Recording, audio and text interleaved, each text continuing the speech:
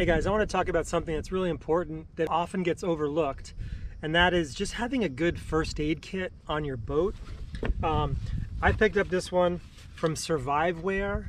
It's a great kit. I love it. I've always gotten the real basic, inexpensive ones from West Marine.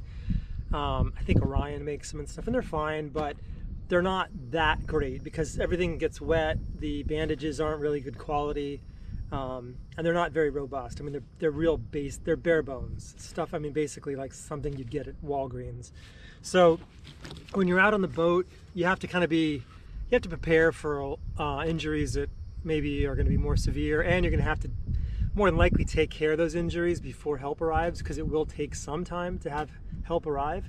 So Surviveware is who I like. I'll put the link down in the description of this video. So you can research the products and take a look for yourself. But here's what I like about this. First of all, it's a waterproof nylon case, which I love. It's got all kinds of attachment points. This thing is a Velcro thing where you can hang it easily or snap it to a backpack. It has a zipper that's waterproof. When you're inside of it, everything, here, let me show you this way if I can't see. When you open it up, everything's labeled. It's nice. It's all sealed and enclosed, so they won't get damaged by water.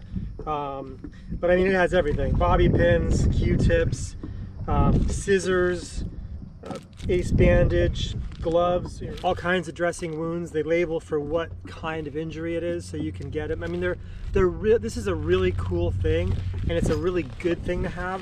I think I spent on this one, I think it was about $100. It might be a little less, but it's so worth it. I mean, if you have a boat, you have to have a good first aid kit. That is a must. You never know when you're going to need it, and I would highly recommend the kits from Surviveware.